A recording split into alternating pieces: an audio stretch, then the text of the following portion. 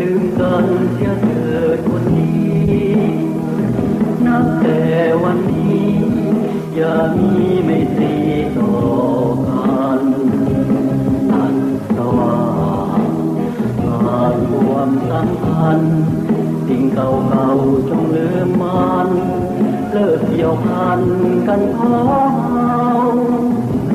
เมื่อน้องมีที่รักอื่นตื่นทุกทันเมื่อแบ่งปันหัวใจให้ตายอื่นเขาตายก็ต้องจำต้นระกำต้นหอยเงาหากห้ามจิตคิดถึงเจ้าแต่นี้ต่อไป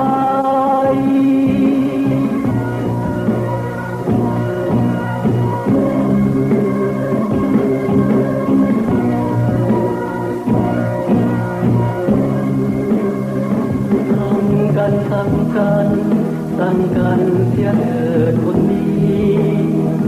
พักอยู่อย่างนี้คงมีแต่ความบาปเมื่อแสนผู้หญิงหลายใจแต่มีผู้อยู่เรื่อยไปมักเปลี่ยนสายหลายคนเปลี่ยนผู้ชายคล้ายกับเปลี่ยนเสื้อลากสีโอ้เทวีน้องคงจะเพลินสุขล้น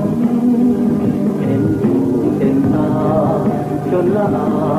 ใจทุกคนจึงต้องจากทางไกลพ้นบัวรีบมาลา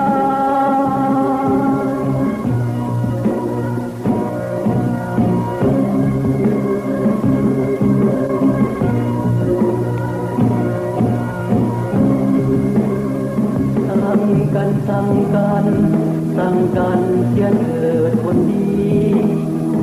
พักอยู่อย่างนี้คงมีแต่ความบาปหายเมื่อแสนเบื่อผู้หญิงหลายใจแอบมีผู้อยู่เรื่อยไป